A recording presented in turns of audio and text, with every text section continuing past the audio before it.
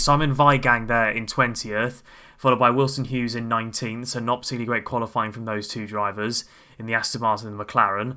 Then in 18th is Fabrizio Donoso, followed by Ulas Ozdiludrum. Then it's Ismail Fassi with Brendan Lee, two-time champion, Tom Manley and Josh Edo. Then Patrick Seapost and Barry Burromound. And then Jarno Opmeer, two-time champion, Alvaro Caraton, followed by Jed Norgrove and Freddie Rasmussen. And then Ruben Pedrino and Nicholas Longe, followed by reigning champion Lucas Blakely and Alfie Butcher making his first appearance, and Daniel Berezne and Thomas Ronhaar rounds up the final grid. Right, it's lights out and away we go. Good start there by Thomas Ronhaar, and Daniel Berezne is going to go round the outside of Alfie Butcher and manages to retain second place.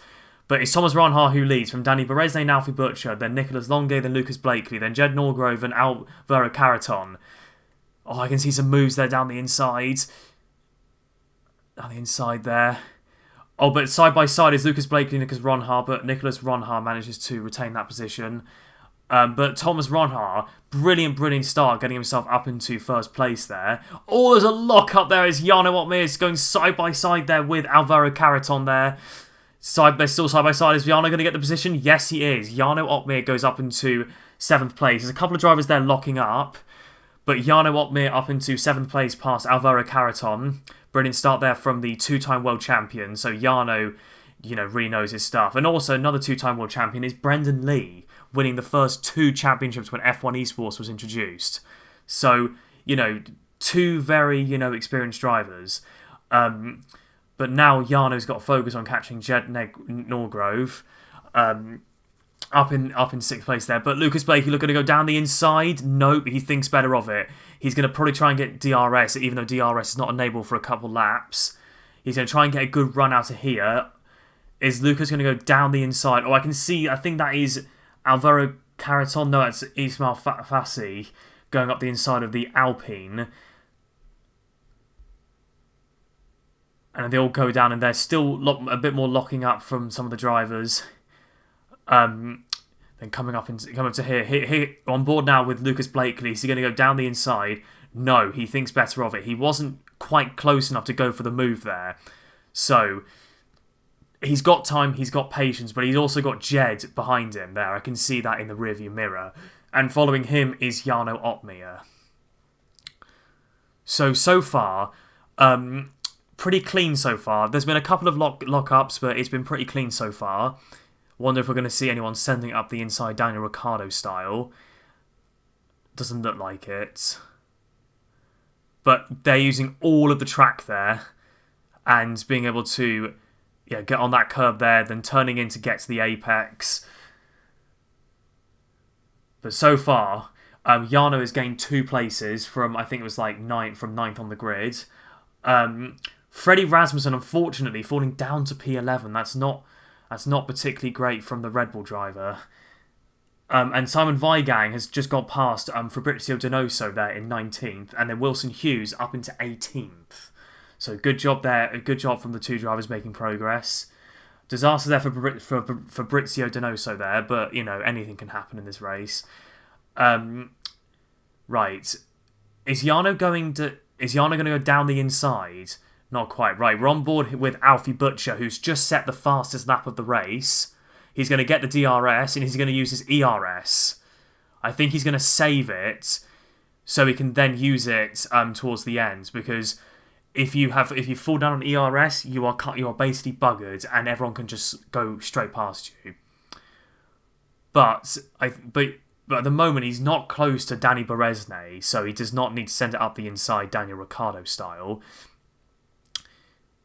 But yeah, as you see, Danny Berezne does pull away slightly coming out, and Alfie Butcher can't seem to get up behind him unless he can get a bit of DRS in there. No, Berezne is starting to pull away. He's gonna go up the inside.